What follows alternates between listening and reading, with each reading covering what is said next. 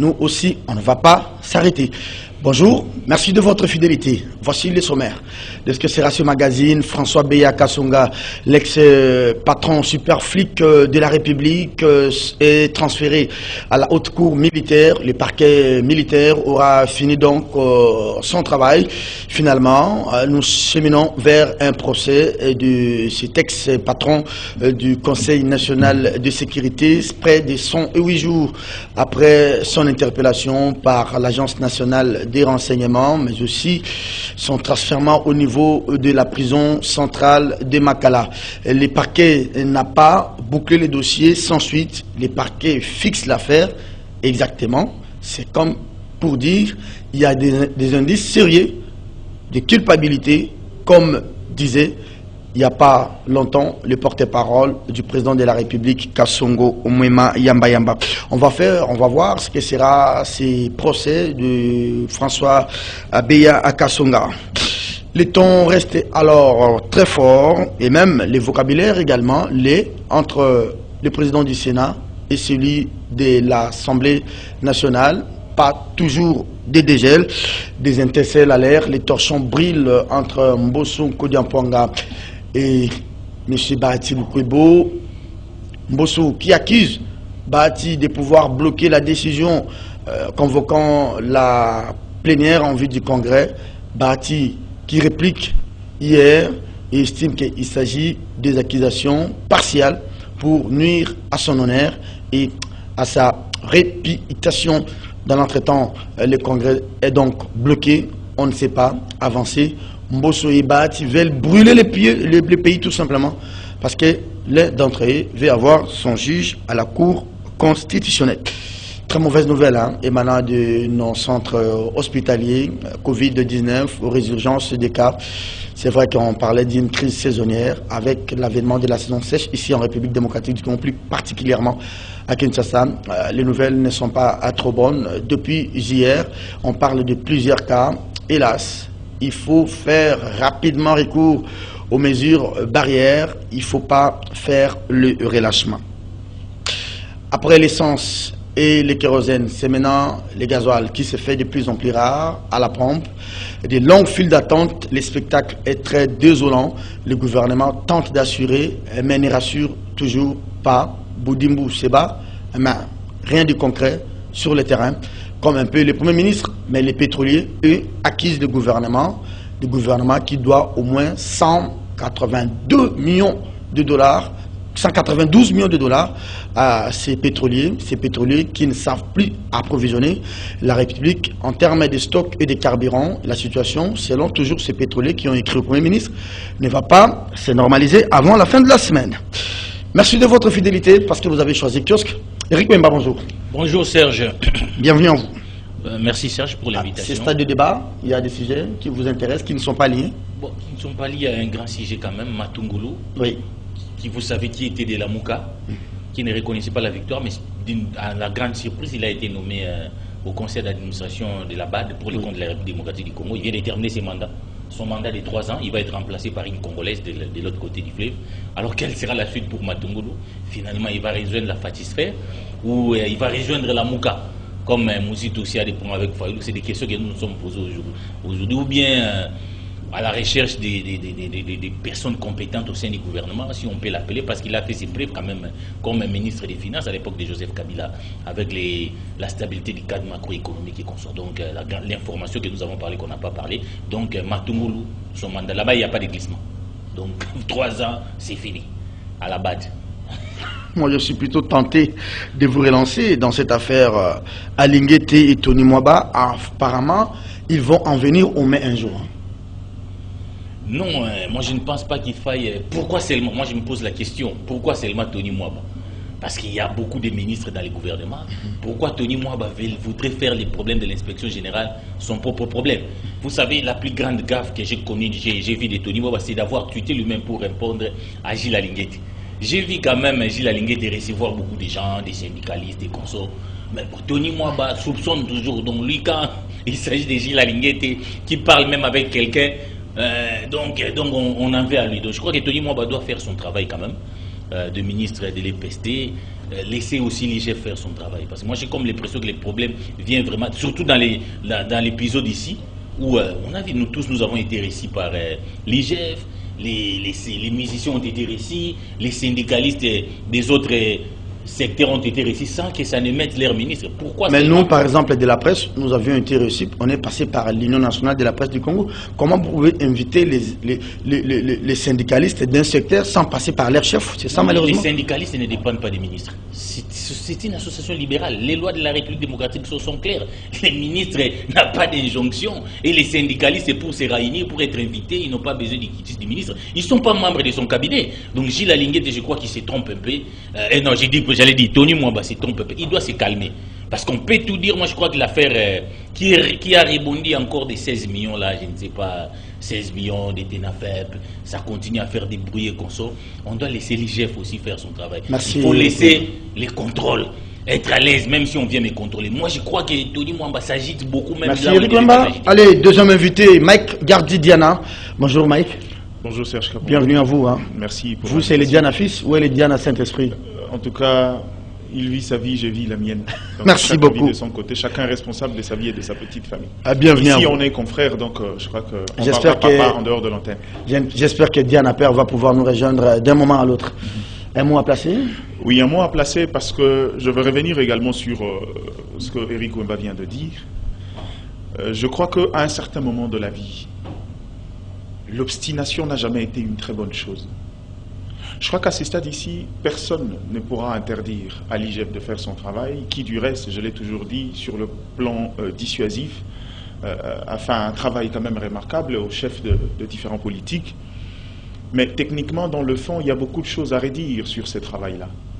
Il vient d'expliquer ici que Jules Alinguet pouvait recevoir qui il veut, quand il veut, sans l'aval et tutelle, ok. Comment pourrons-nous définir le contexte de Jules Alinguet qui fait déplacer un syndicaliste du Nord Kivu, qui le loge ici, qui le nourrit, qui les pour discuter de quoi? Le travail de l'IGF, c'est le contrôle. Qu'est-ce que l'IGF contrôle chez les syndicalistes? C'est quoi ces contenus d'échange qui doivent se faire en cachette? C'est ça la grande question. Madame le secrétaire général de l'EPST n'était pas au courant que les syndicalistes ont quitté Nord Kivu, d'autres sont venus. Et maintenant, là où on parle, c'est ceux du Kwilu qui ont été invités. Il faut rappeler que les syndicalistes sont d'abord agents de l'État. Et tout déplacement d'un agent qui quitte son poste, il y a des syndicalistes qui sont enseignants, il y a des syndicalistes qui sont... Notamment celui qui vient de convoquer Chamavou. Voilà. Chamavou est un haut cadre, est un responsable. Au niveau Comment il peut quitter son poste d'affectation pour venir répondre à une invitation? Et la secrétaire générale n'est pas informée. Madame la secrétaire générale n'est pas informée et vous voulez que le Congolais gobe ça. C'est pas ça le problème. Je crois qu'à un certain niveau, il faut dire la vérité aux gens. L'affaire était portée au niveau de la justice, avec tout ce qu'il y a eu comme démêlés, par absence d'éléments. La plupart des gens que l'IGF avait fait arrêter sont en dehors, parce que jusque-là, il n'y a aucun élément sérieux qui pouvait faire en sorte que la justice puisse détenir... Dans l'affaire des tournois interscolaires. Finalement, on cherche par tous les moyens à aller chercher des informations à gauche et à droite, et ce n'est pas les syndicalistes qui vont vous renseigner, malheureusement. À un certain moment, je crois que l'IGF doit faire son travail, et son travail à lui, c'est un travail de fond. Il n'a pas besoin d'être dans le folklore. C'est là où je rejoins pour dire, je sais qu'on se mettra d'accord. Au-delà des indices, il faut faciliter le travail du ministère public, mener des enquêtes et apporter des éléments sérieux. Ce qui fait qu'aujourd'hui, la plupart des gens qui ont été indexés, cités par l'IGF, au bout d'un certain moment, tourner dans la boue. Les affaires sont en suspens parce que faut aller jusqu'au bout des enquêtes. On n'a pas besoin de faire du folklore. Moi, je fais partie des gens qui encouragent le travail de l'IGF, mais pas jusque-là. Il en fait une affaire personnelle. Là, c'est devenu personnel. Là, on a l'impression qu'il a une obstination, une obsession envers Tony Mwamba. S'il a détourné, si effectivement il y a eu des détournements, laisse la justice faire son travail. Voilà. Tu as porté l'affaire au niveau de la justice, il y a des audiences, l'affaire est au niveau de la justice. Lui, il doit se dessaisir. Apparemment, il ne porte que l'affaire Matata et l'affaire Tony Mwamba. Malheureusement, on va lui laisser faire son travail. Mais en réalité, ce qu'il fait là, ça devient... Il donnera raison aux gens, ça devient de l'acharnement. Tu as porté l'affaire au niveau de la justice, ben laisse la justice faire son travail. Il est libre, on me dit qu'il est libre de recevoir les syndicalistes, j'en serai d'accord. La question c'est quel est ce contenu que Jules Alinguet, corollaire de la justice, qui est là pour faire le contrôle, pourra échanger avec un haut responsable de l'EPST du Nord Kivu, qui est ici depuis 2-3 jours, logé aux frais de l'IGF. C'est quoi ces genres de discussions? Très bien, merci beaucoup. Votre interrogation de maire, les nouvelles ne sont pas trop bonnes ce matin. Cher Gardi Diana, Covid-19, des très mauvaises nouvelles. La 5e vague tant redoutée est à notre porte. Certaines informations hospitalières font état, en tout cas, de la résurgence de cette pandémie. Prudence donc oblige. Prudence oblige, Serge Kabongo, parce que si on regarde un peu les différents rapports techniques des médecins des par le monde, on s'était rendu compte que le climat était un facteur important dans la propagation de la pandémie. Et généralement, c'était les pays les plus touchés, c'est les pays à température assez, je dirais, je ne suis pas très expert dans ces histoires-là, température un peu moins ambiante. Donc, en quelque sorte, on nous a fait comprendre que le froid, le climat était un facteur de, comment dirais-je, la propagation, de conservation, la contamination. Attends, comment on dit, des conservations, parce que tout virus a un délai de vie dans la température, mais je crois que dans un contexte de fraîcheur, le virus vit un peu plus longtemps, et au-delà de ça, facteur dans la contamination, je crois qu'il y a lieu de pouvoir prendre des précautions, mais à mon humble avis, je me pose la question également au niveau du docteur Mouyembe, pourquoi ne pas avoir pris aussi des précautions, connaissant toutes ces velléités et tous ces éléments techniques. Donc je crois que c'est vrai, on ne va pas rediscuter sur la question de la Covid-19, mais prudence oblige, on est dans une température, dans un climat qui favorise la propagation et qui permet au virus de vivre un peu plus longtemps et de facilement se propager. Donc je crois qu'à chaque Congolais, on demandera... Pas de relâchement. De toutes les façons, maintenant ou après, il n'y a pas de relâchement parce qu'on n'a jamais déclaré la fin de la pandémie à Covid-19, non sur le sol congolais, mais également de partout dans le monde. Je crois que la prudence nous oblige, et cette fois, pour des raisons techniques, on doit doubler de la vigilance, question d'éviter de se faire prendre par ces virus, encore cette pandémie qui a causé beaucoup de dégâts. Rigumba, cette fois-ci, l'alerte est venue, c'est vrai que l'alerte a été annoncée par, la 5e vague annoncée par l'INRB, mais l'alerte est venue des formations hospitalières. Serge, une minute. Je suis dans mon temps d'antenne. Allez-y, allez-y. Il y a une réplique quand même qui mérite d'être recadrée. Quand un fonctionnaire est invité dans les cadres, parce qu'il est invité dans le cadre de son travail comme agent de l'État, il doit avoir les quitus du secrétaire général. Mais bien comme c'est un mouvement libéral, hein, moi j'ai vu les enseignants quand ils organisaient les réunions, quand ils devaient prendre contact et qu'on sort, s'ils sont dans un cadre syndical, ils n'ont pas besoin du quitus du secrétaire général. Non, mais si on a besoin de lui pour le travail, vous avez parlé. Mais quand il parle de la justice, à Lingeti, quand il fait son travail, vous parlez de Matata, vous parlez de Matata, mais vous ne parlez pas de l'homme de la santé là, parce qu'on parle des Covid. Eteni Longondo. Et nous avons vu qu'ils sont partis les faire sortir là-bas. Là, ce n'est plus les problèmes de Gilles Alinguete. Donc les indices sont apportés, mais il y a un problème. Gilles Alinguete ne peut pas changer l'administration de notre justice qui pose un certain nombre de problèmes.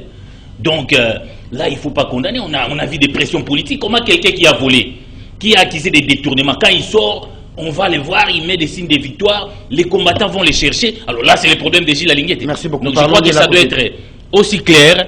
Tony Mwaba doit se tranquilliser, trop d'agitation. Bon, il semble autant que Jules Alinguete doit se calmer. Oui, il n'a fait. L'affaire au niveau de la justice, pourquoi il doit se calmer. Quand vous êtes, on est passé par l'INPC. Moi, pour qu'on m'invite à l'IGF, vous n'êtes pas passé par l'INPC. Mais vous êtes très proche des... Non. Comme journaliste, ce n'est pas un péché. Oui. On sait que vous êtes très proche. Mais lui, quand il parle, il vient aussi du cabinet du ministre. Non, s'il vous plaît, n'ayons pas foi aux yeux, nous sommes des journalistes. On se connaît en petits détails. Oui, on sait que vous êtes très proche d'Alinguete. Ce n'est pas un péché. Comme lui, il est membre du cabinet du ministre. Ce n'est pas non plus un péché. Vous êtes des journalistes, vous êtes censé être très proche des gens pour avoir des informations. Je couvre les activités de l'IGF. Ah voilà. Donc je sais un peu il n'y a rien de péjoratif là-bas. Il n'y a rien de péjoratif. Allez, parlons de Covid. J'allais parler même du tournoi interscolaire là. Parlons de Covid. Parlons du Covid. Bon, écoutez, justement, il faut savoir qu'il y a vraiment un relâchement. J'ai comme l'impression que les Congolais n'y croient plus à ces Covid-là. Ce qui est clair. Auparavant, pour entrer à Aldar, ici, moi je viens de prendre un petit déjeuner, il fallait avoir des... Mais il n'y a même plus personne qui contrôle. C'est comme si les Covid n'existent que dans la tête des Mouyembe. Il peut beau crier, c'est comme si les Congolais ne croyaient plus. Il faut vraiment sensibiliser. Parce qu'autour de ça, il y a eu tellement de problèmes. Eric, c'est sérieux. Moi, j'étais accompagné quelqu'un hier au niveau du CMK, et même ce matin, j'ai vu Edmond nous balancer un communiqué venant du centre hospitalier Moncolé. Ça, c'est moi, je ne dis pas que Covid est là. Mais le problème au niveau de la communication. Ah, oui. Mais quand vous avez aussi des cas comme des Teni Longondo ici, Même l'IGF fait bien quand même son travail. Voilà. On a vu donc plus de 7 millions. C'est comme si derrière Covid là, cet aspect financier fait en sorte que sa maladie c'est l'image qu'on donne aux Congolais. Voilà. Donc il faudra sensibiliser. Et ça crée les scepticismes. Les scepticismes, donc Covid Merci. Alors ça a été vraiment un vrai coup qui a permis aussi aux gens de s'enrichir, il faut le dire. Hein? Ah oui. Parce que quand on voit comme c'est qu'on fait payer aux gens pour voyager, et justement aussi la légèreté, Serge, nous qui et la traçabilité des fonds, là, on ne doute pas. Oui, et l'exactitude de ces examens-là, il suffit que vous ayez un groupe qui voyage à l'intérieur du pays, c'est vraiment expéditif, dans 5 minutes vous êtes négatif. Rare de voir quelqu'un qui voyage qui est négatif, qui est positif. Donc cette manière de faire les choses-là, ça appelle au doute. Donc on vous met un truc là, bon, 2 minutes, bon, prenez, voyagez. Donc ça a permis quand même aux gens, et jusque-là je ne sais pas si c'est toujours comme une condition, ça permet d'avoir de l'argent, de faire entrer de l'argent, où vont cet argent, comment sont gérés. Bon, quand l'IGF va s'entremêler, il y aura encore de problèmes, mais ça mérite vraiment d'être éclairé. Mais en même temps, nous devons, nous aussi journalistes, dire à la population qui a Covid, il faut se protéger, c'est pour notre bien, c'est pour notre santé. Et vous voyez même la campagne de la vaccination au Congo a complètement échoué. Si même en France, dans des pays comme ça, les gens sont sceptiques, ici au Congo, ça a été vraiment sceptique. En dépit du fait que le président de la République lui-même a fait les déplacements pour se faire vacciner, les gens disent non, Atiagine vaccin ôté. Donc c'est quand même des problèmes. Eric Wemba Congo, madame, messieurs, vous regardez kiosque, ce débat qui se poursuit, c'est sur les grands titres d'actualité. Ce matin, on était en train de parler des biscuits. Certainement, cette affaire soulevée par Eric Wemba, ces bisbis entre l'IGF et les PST, on est passé par cette alerte de formation hospitalière sur la résurgence de la pandémie à Covid-19. Alors, voilà, on va maintenant entrer en plein pied dans les thèmes de cette émission avec Eric Wemba Congo. Juste besoin de 30 secondes pour la question de Covid-19. Ah oui, je voulais juste demander à Eric, ce que, au-delà, le bonheur, c'est qu'il sait que c'est un leader d'opinion, il prend l'engagement de dire à la population qu'il faut porter les masques, qu'il faut se protéger, mais le Congolais n'est pas dupe. Tout ce que tu as passé comme message avant, ce que tu dis après, c'est un feu de paille. C'est-à-dire qu'on ne peut pas à la fois adopter une posture très sceptique, pour la fin des comptes, rentrer dans les principes, dire bon, j'ai quand même l'obligation. Non, c'est pas une attitude sceptique de sa part. Oui. Il a plutôt expliqué comment est-ce que les politiques avaient mal géré la question. Non, Serge Kabongo, c'est quelqu'un de très intelligent que j'ai suivi religieusement. Ne vous en faites pas. Ah oui. J'ai suivi religieusement. Ne faites pas l'arbitre. Oui. Il y a une différence entre dire que ça a été mal géré et dire à haute voix, intelligible voix, que finalement le gens ne croient plus, et puis dans le gens il y a peut-être lui-même qui sait. Malheureusement on peut pas être une affaire d'argent. Dans les gens il peut pas lui, et il a fait des raccordements du genre d'histoire d'argent. Il est allé dans comment il s'appelle, les Tenilongondo, vous comprenez. Oui. C'est dans la concision. Non, vous en tant que journaliste vous avez compris. Dans la concision du message, on se rend compte qu'il a botté quelque chose en touche. À la fin il dit bon écoute, mais si vous avez décodé, c'est-à-dire tout le monde à la cité ne peut pas décoder, mais en décodant, non, pas tout le monde. Vous faites il y a des gens plus intelligents que nous. Qui ont su décoder ces pire que lui. Oui, je sais. Je fais pire. Oui, mais le message que j'ai dit ici est destiné à Eric Wemba d'abord. Merci parce que c'est moi qui ai décodé ces messages-là. Il faut dire la vérité aux gens. Parce que dans le contexte, c'est que cette maladie est gérée dans un équilibre comment dirais-je, géostratégique. C'est-à-dire que parfois, il y a des pays qui sont moins touchés, mais pour des raisons de protection, pour des raisons de collégialité avec les autres États, les mesures sont universelles. Voilà. Donc, en quelque sorte, c'est vrai, nous, tout le monde le sait. S'il y a couvre-feu à Paris, vous aussi, vous devez faire pareil. On a été moins frappés par Covid-19, comme la plupart des pays africains. Ça, c'est sûr, tout le monde le dit. Mais cela ne nous empêche pas parce que nous, on a eu des cas au Congo. C'est peut-être isolé, c'est peut-être pas assez, on le dira. Mais moi, j'ai un témoignage. Moi, ma femme a souffert de la Covid-19. Moi-même, j'en ai souffert aussi. Exactement. C'est par les traitements qu'elle a été guérie et puis elle a regagné la maison. Donc, quelqu'un comme moi, je ne peux pas douter de ça. Seulement, je sais également que la proportion de la maladie était très faible par rapport aux autres États, la France et autres. Donc, faisons la part de choses et disons aux gens qu'il y a pandémie de Covid-19. C'est vrai, il y a eu gestion de ces cas dans la communication, dans le fond et autres, il y a une part de responsabilité que eux doivent faire, mais lui en tant que leader, il ne peut pas faire la diabolisation. Tu as compris? Les gars de chat. C'est pas ça. Il ne faut pas faire le cas. Allez, merci à vous. Merci, je n'ai pas fait la diabolisation. Ce débat avec Eric. Non, il faut qu'il me laisse quand même critiquer comment nos gouvernants gèrent un certain nombre de choses. Quand j'ai dit à Serge, nous voyageons avec le Lubumbashi, est-ce que quelqu'un peut prendre les choses au sérieux?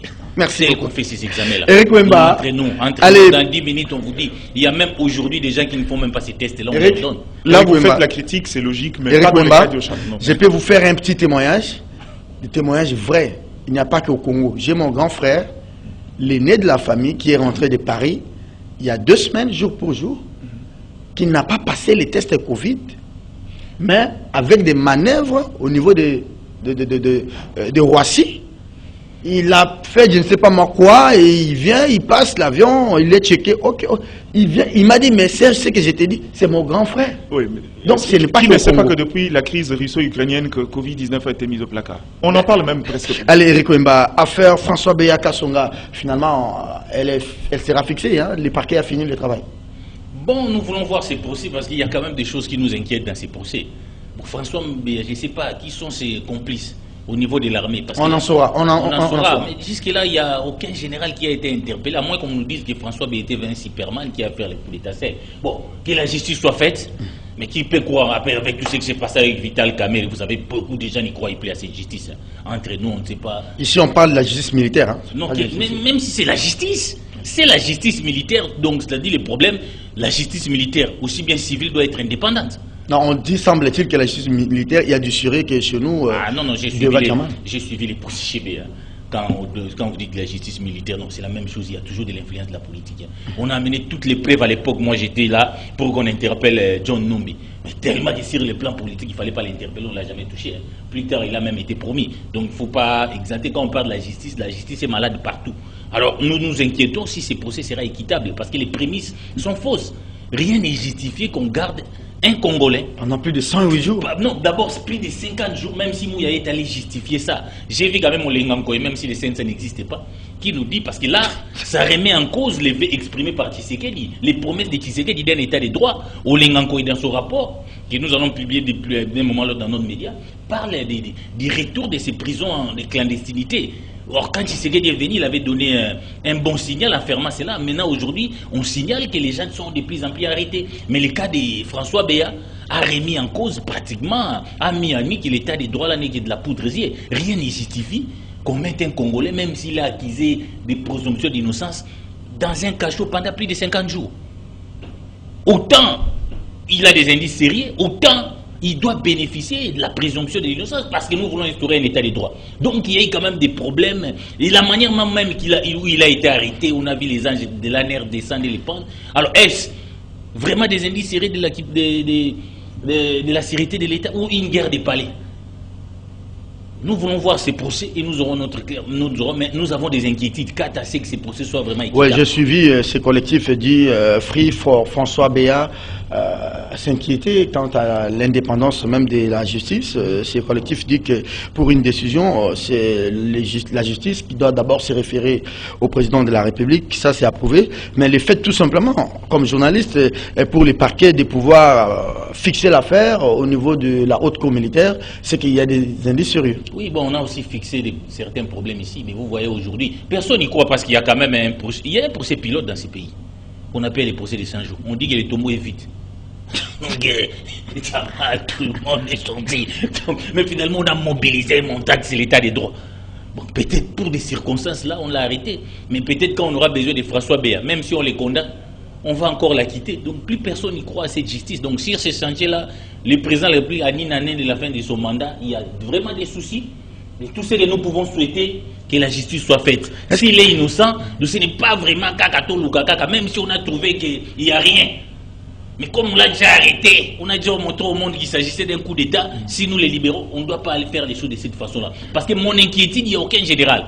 Un coup d'État, en tout cas, on le peut passer là. Moi, je le dis, je le répète, à moins qu'il a été un Superman, je ne sais pas, qui allait vraiment paralyser, ou comme on l'appelle Fantomas, parce que Fantomas paralysait tout le monde. Oui, oui. Même celle, Fantomas, c'est seulement peut-être cet expert-là qui fait en croire que... Mais jusque-là, il n'y a pas des indices du coup d'État tels que des généraux arrêtés qui allaient fomenter ces coups d'État. Non, je crains fort, cher Gardi, que Fantomas puisse parler. Hein. Est-ce qu'il va parler? Est-ce qu'il va garder les secrets d'État? Est-ce qu'il va dire des vérités?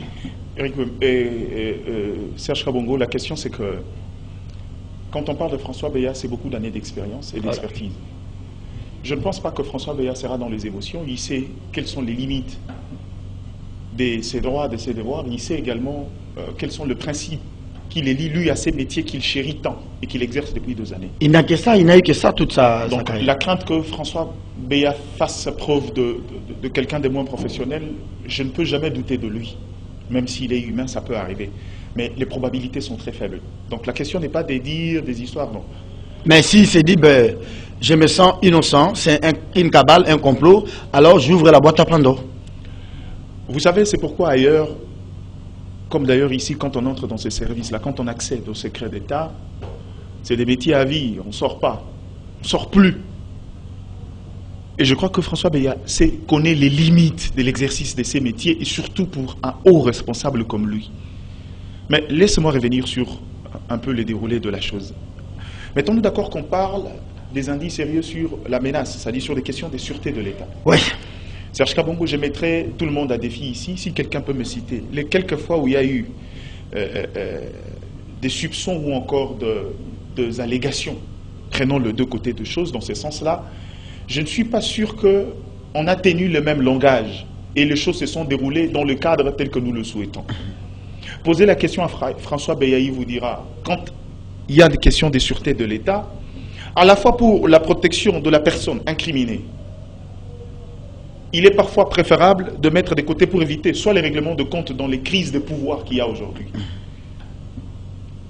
On peut dire, bon, écoute, on veut aller dans une justice à la normale, il y a des indices sérieux de coup d'État, et puis on laisse François Beya à raison surveiller chez lui. On ne sait pas, dans les zélés du pouvoir, qui peut tenter de faire quoi. Les gens oublient que dans cette notion, la séquestration est à la fois la neutralisation, oui, mais aussi c'est la question sécurité. Parce qu'à ce stade-là, il constitue le témoin, l'agent ou encore principal de l'affaire. Donc il y a double facette dans ça. Et nous le savons, ce n'est pas pour l'encourager, mais dans les services, dans ces contextes-là, les histoires, c'est-à-dire 40, 50 jours, c'est des questions qui peuvent ébranler l'ensemble de la République, généralement. Est-ce que François Beya a été torturé? Maltraité? Je ne sais pas, mais il doit jouir de sa liberté, mais on est dans un contexte exceptionnel, il ne faudra pas oublier. Alors, là, l'affaire est arrivée au niveau de la justice. Tout ce qu'on peut dire, c'est que cette justice-là soit faite convenablement. Et je crois que pour quelqu'un comme François Beya, qui a les secrets d'État, qui maîtrise, si les choses sont peut-être dans les scénarios tels que Eric Wemba le dit maintenant, et que finalement s'est rendu compte qu'il était innocenté, je crois qu'il y aura peut-être une procédure pour réconcilier la République avec ses hauts fonctionnaires. Je crois qu'on sera obligé de le faire parce que c'est quelqu'un, il fait partie de ce qu'on appelle des personnes ressources, quelqu'un qui, il suffit qu'un autre État accède à ce que lui, il a comme information, il a droit à la protection de tout le monde. Je crois que, et si c'est le cas, je ne suis pas sûr qu'on viendra ici, on dit, bon, allez, François Beya Kende Nayo, parce qu'on s'est rendu compte que c'est rien. Laissons cette justice la déterminer. Et parce que cette justice-là a finalement décidé d'aller vers une audience, ça veut dire qu'il y a quand même quelques éléments. Ça, c'est du côté parquet militaire, hein, mais la Cour n'est pas liée par l'action du parquet. L'action du parquet. Ouais. Donc, ça veut dire que le parquet, cette fois-là, en fonction des éléments qui sont sur la table du parquet, le parquet va aller dans une procédure judiciaire tel que ça se présente, et c'est au parquet qui n'est en rien lié. Ça, c'est est-ce que pour l'intérêt de la République, l'intérêt peut être du genre, il faut cacher la question de la sécurité d'État, ou l'intérêt peut-être, il faudrait que l'on sache réellement de quoi on reproche à François Beya. Vous aimeriez ou vous pensez qu'il faudrait que ce soit un procès public? À mon humble avis, le procès de François Beya ne peut jamais, je dis bien, dans la mesure où les questions, encore les charges qui pèsent sur lui sont des questions de sûreté de l'État, n'allons pas dans le folklore. Vous n'allez pas faire un procès de ce genre-là publiquement. Ça doit être un procès qui se déroulera dans le plus grand secret. Ah mais on a eu le procès Musée ici, il y a un procès public. Non, c'est ça le problème. C'est ça le grand problème. C'est ça le grand problème. N'est pas savoir protéger des questions qui résultent mais si l'inculpé, si le prévenu dit « je vais d'un procès public », c'est aussi de son droit. S'il dit « je vais parler », puisque vous me reprochez des choses, je vais vraiment parler.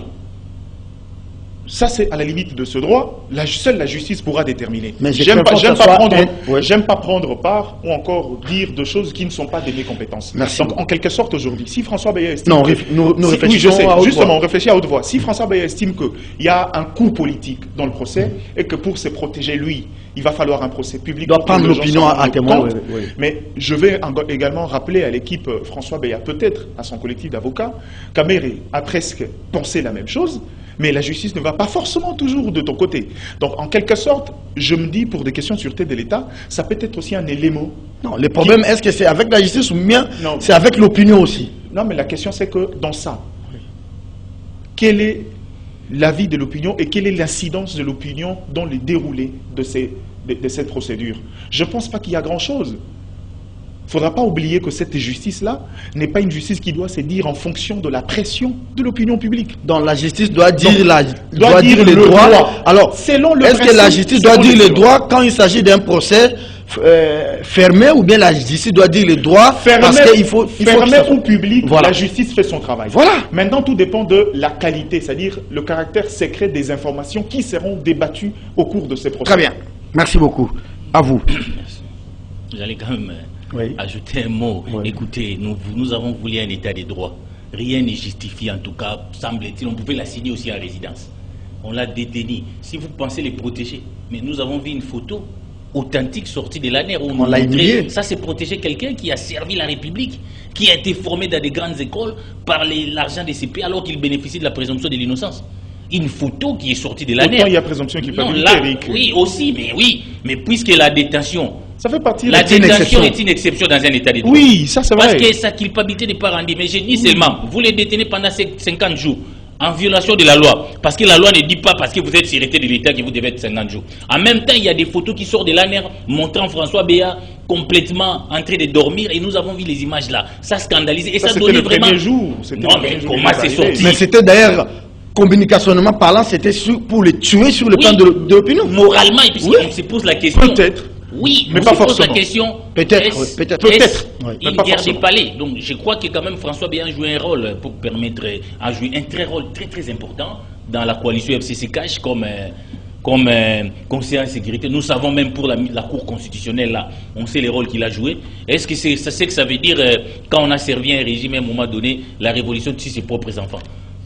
On a vu Kalouba, la liste est quand même longue aujourd'hui. Kalouba, François Beya, Vital Kamerhe, on connaît les rôles qu'ils ont joués. Kabound, aujourd'hui, ça donne quand même l'image des règlements des comptes, d'une révolution qui est en train de tuer ses propres enfants. C'est là qui ont travaillé pour asseoir ces régimes. Parce que généralement, les gens qui nourrissent des ambitions plus que le chef viennent de la même révolution. Le cas Blaise Compaoré. Ils viennent du sérail du chef.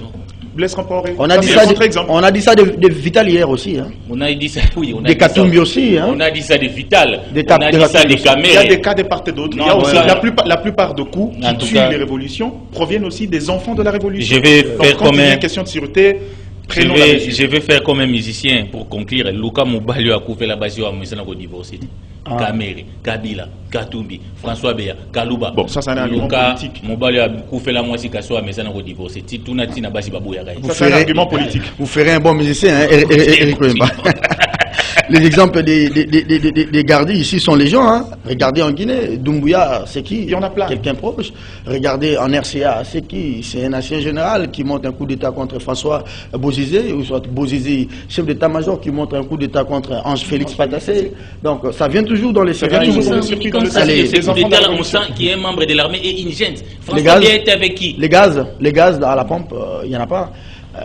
C'est vrai que les gouvernements tentent de justifier la question sur le plan mondial, mais les pétroliers acceptent d'une part, mais clouent le gouvernement. Ils disent que le gouvernement leur doit de l'argent. Je pense aujourd'hui, du 1er juillet 2021 au 31 mars 2022, l'État doit aux pétroliers 192 millions de dollars à l'ordre de 57 millions pour Kobil, 84 millions pour Engen, comme on dit, et 51 millions pour Total. Et la preuve, c'est qu'aujourd'hui, ces entreprises sont devenues, comme on dit, des Kidianfouka, chez nous les Quinois, des insolvables auprès des fournisseurs qui ne savent plus approvisionner les Congolais en termes de stock de carburant. Vous savez, quand il y a eu une affaire pour une première fois, quand il y a des dissensions internes, on peut stratégiquement le gérer de par la communication et autres. Mais il y a des éléments de fond qui doivent se régler et qui finalement ne subissent pas l'embellie de la stratégie de communication. Ça ne répond plus. Ça ne répond plus exactement. C'est-à-dire qu'il y a un différent entre les opérateurs et l'État. On l'a déjà dit plus d'une fois. Le ministre l'avait dit lui-même. Il y a eu un cumul en termes de manque à gagner que l'État devrait déverser à ses partenaires-là parce que c'est l'option qu'on avait levée. Eux vont négocier avec le fournisseur en fonction de ces détails-là. Et aujourd'hui, l'État avait payé une quotité. Maintenant, la question, c'était de pouvoir, de manière pérenne, assurer ses engagements tels que définis. Ou un autre réajustement à la Ou un pompe. autre réajustement. Ouais. Mais le complexe, qu'on a décidé de partir sur la même base, telle que édictée autrefois. Et au-delà de ça, on a des retards des paiements des échéances. Or, il y a un contexte exogène qui cloue les opérateurs. Voilà. Ça veut dire qu'ils ne savent pas juguler, tenant compte des engagements de l'État, peut-être non encore respectés, mais qui pouvaient finalement trouver d'autres mécanismes. Mais dans un contexte de crise mondiale, il est difficile pour ces partenaires-là. C'est-à-dire le marché est devenu un peu trop étroit et qu'aujourd'hui, il y a une sorte de limitation et que le contexte semble être difficile pour eux. Ils ne peuvent pas décider ou ils ne peuvent pas faire de la magie. C'est-à-dire, la seule possibilité pour eux, c'est que l'État essaye de respecter les échéances telles que définies autrefois. Et je sais qu'encore une fois de plus, je veux le dire, Serge Kabongo, ce n'est pas de la volonté du ministre des Hydrocarbures. Lui, il a fait son travail en tant que ministre, il a mis autour d'une table les différents opérateurs de son secteur, ils ont échangé, ils ont trouvé un compromis, un peu comme on le dira dans différents secteurs, mais je me rends compte que c'est au niveau de finances. Alors qu'on a des embellis en termes de mobilisation des recettes, alors qu'il y a renflouement. C'est la chanson de chaque jour. Hein. Exactement. Vous allez alimenter sous les arbres, là, c'est non, on a fait les triples, non. Sous les arbres, il n'y a que ça. Laissez limiter, nous on parle de la République. Oui. Laissez limiter. Donc, en quelque sorte, aujourd'hui, on nous parle de renflouement de caisse de l'État, mais on ne sait pas honorer ses engagements. Je le dis souvent, le secteur des hydrocarbures peut apporter beaucoup de problèmes à la République. Ah oui. Ça affecte directement. Ça devient directement un problème économique. J'ai appris qu'hier, entre passagers et personnel de Congo Airways à Goma, c'était la bagarre. Hein. J'ai déjà vu une vidéo, je crois, il y a la semaine passée, où on a annulé un vol à cause de ça et les gens se sont soulevés au niveau de l'aéroport. Donc, en quelque sorte, c'est une question très pertinente qu'il faut prendre en compte. Encore une fois, je veux interpeller le ministère de financer du budget. Il y a des priorités de la République qu'il ne faut pas négliger, qu'il ne faut pas mettre de côté. Je ne voudrais pas revenir, mais c'est un peu, cette histoire-là, on le vit du jour au lendemain. Même dans les autres ministères, dit des souverainetés aussi. Je ne veux pas revenir ici à Eric Wemba qui nous fait croire qu'un agent de l'État peut quitter ici et venir répondre à l'invitation d'Alinguete sans ordre d'émission. Il peut venir... Même avec la SNEL, c'était pareil. Je vous dis... Il y avait un problème à Kisangani, la première dame devrait s'y rendre, mais on a bloqué les choses ici, semble-t-il, par l'IGF ou par les finances. Et... Ça veut dire que il y a deux choses pourquoi l'État doit mettre le bouchée double.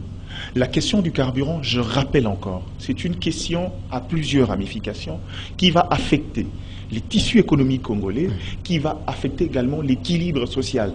Si vous voulez une grogne, osez négliger ces secteurs-là, et dans les jours à venir, cette ville deviendra difficile à gérer. Eric, si vous regardez et vous scrutez la communication gouvernementale, le gouvernement ne veut pas accepter qu'il doit de l'argent aux pétroliers. Parce qu'aujourd'hui, les pétroliers sont devenus, c'est-à-dire quoi, ils ne sont plus crédibles vis-à-vis des gens qui doivent livrer les carburants. Parce qu'ils doivent, je crois, si ma note elle est bonne, ils doivent à ces fournisseurs de carburant près de 220 millions de dollars américains. Et ces fournisseurs ne savent plus donner des stocks de carburant aux pétroliers. Mais le gouvernement, au lieu de dire la vérité, le gouvernement vient vous dire non, écoutez, c'est une question ukraino-russe. Vous savez, hier sur TV5 Guérisma, je vous en parlais tout de suite, j'ai suivi les ministres des hydrocarbures. Parce que quand on dit qu'il doit communiquer, il y a quelqu'un qui gère ces secteurs-là. C'est Didier Boudimbo. Qui devait nous donner des éclairages. Même si on voudrait faire sa défense ici quelque part, c'est le ministre des Finances, ce n'est pas lui. C'est lui qui devait nous donner ces éclairages-là. Hier, on lui pose la question des problèmes des hydrocarbures, que les pays ne marchent pas, non, les pays marchent. D'ailleurs, Kabila et Katoum, ils se sont réconciliés. L'autre... Quel rapport? J'ai suivi, j'ai eu honte d'être congolais. Je me dis quand même, cette équipe, les la faire ensemble, il faut tout changer, même les ramasseurs des ballons. Parce que tout le monde est amateur quelque part. J'ai suivi, j'ai... Est-ce qu'il a soulevé la question, qu'est-ce que Moïse Katumbi et Kabila ont à voir avec les hydrocarbures? En tout cas, j'ai des images ici, Serge, tu peux suivre.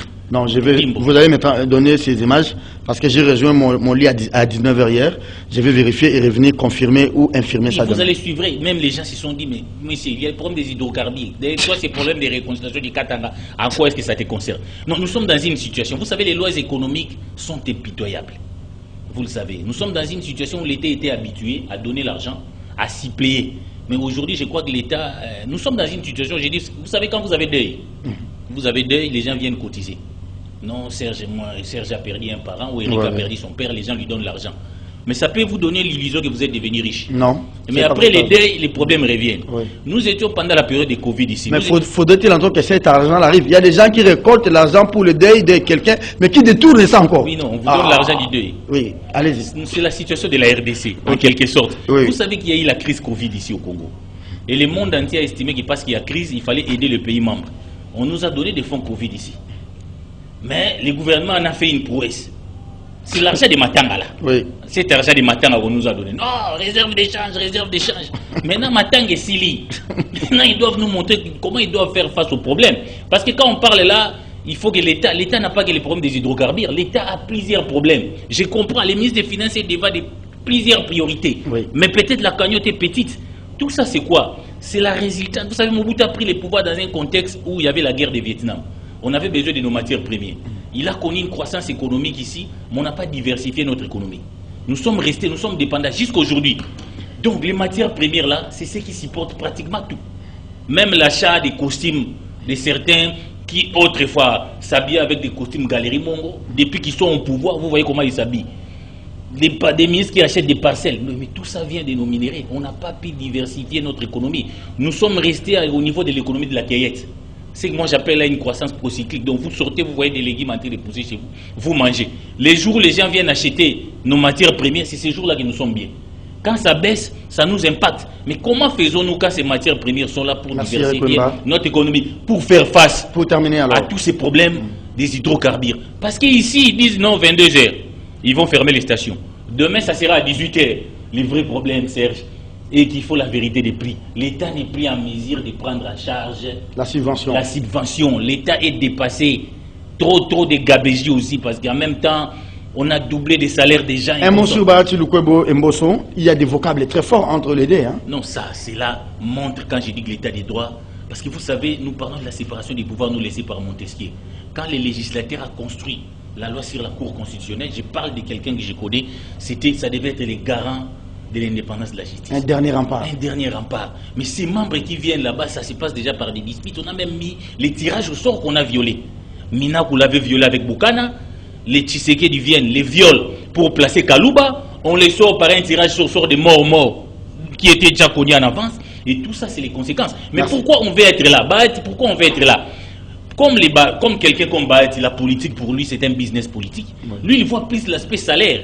Semble qu'il gagne gros aussi. Non seulement l'aspect salaire, comme des élections ne respectent pas les peuples. Oui. C'est la Cour qui fait la décision. Il doit avoir ses pions à la Cour. Un droit de regard. Tout c'est limite là, alors que la Cour devait être... Qui doit juger un chef de l'État en matière pénale. Les gens ont plus peur de la Cour que du peuple qui va un jour voter. Nous disons ce qui se passe montre à fortiori que l'État des droits est en train complètement d'échouer. Chacun veut contrôler. L'enjeu, c'est peut-être ailleurs, mais je pense que l'enjeu, c'est 2023. Comment des correspondances entre des chefs de corps sont aussi sur la place publique? Le comble n'est pas ça. Le comble n'est pas les correspondances. Le comble est-ce que la demande vient d'où? Détenir le Congrès. Le président de la République. Vous voyez, en fait, de qui il se fout? La gueule de qui il se fout, en fait? Ça, c'est le plus grand problème, à mon avis. Serge Kabongo, il n'y a pas besoin de vociférer sur ces sujets-là. Je crois que le jour où on deviendra un État légicentrique, où on donnera la vraie valeur au texte, tel que nous le disons, on comprendra toutes ces choses. J'ai toujours dit, et j'ai aimé un sage qui a dit, tant qu'on n'aura pas l'effet Beckett dans la notion de notre justice, cet effet qui veut que chaque institution, chaque personne nommée, crée des jurisprudences qui le rend indépendant de celui qui l'a nommé. Tant qu'on n'y arrivera pas, il est difficile. Et je crois que c'est parmi les choses, je dis, le chef de l'État a peut-être eu la bonne volonté d'aller vers l'État de droit, mais il n'a pas pris le soin de pouvoir toiletter. La justice, vous ne pouvez pas vouloir prendre du vin nouveau dans des vieilles huîtres. On ne fait pas du nouveau avec du vieux. Hein. Jamais. Très bien. Je demande vraiment une seconde. Pardon Serge. Je crois que là, c'est ça, c'est de faire des Félix Tshisekedi pas couvert par les dogmes de la Moi, je pense que le respect de l'état des droits doit commencer par les chefs de l'État. Quand lui-même, il viole la loi pour placer des juges, vous avez vu la procédure qu'on a placé les Kaloubas, on a décrit que ça a été illégal. Merci. Ça vient du président. Il ne faut pas dire qu'on se fout les chefs de l'État. Quand lui-même ne respecte pas la procédure, Mbata lui-même l'avait quand dit. lui-même Mbata avait dit. viole les lois, je vous comprends. voulez les défendre ici. Non. S'il vous Non, plaît, calmez-vous. je comprends, Eric. Oui. Cette forme de politicocentrisme, lui, il voit Félix Tshisekedi partout. Je deviens... Tu sais, c'est ça ton grand problème. Quand on parle science, toi tu parles Félix Tshisekedi. Individu. Les gens sont fatigués de ça. Non, ils veulent... Tu parles, reste dans le fond. Tu es capable. Tu fais un peu comme Alain Bolodjo que je connais depuis toujours. Tu es capable de défendre cette science-là rentre. Puisque tu veux aller sur ces terrains-là.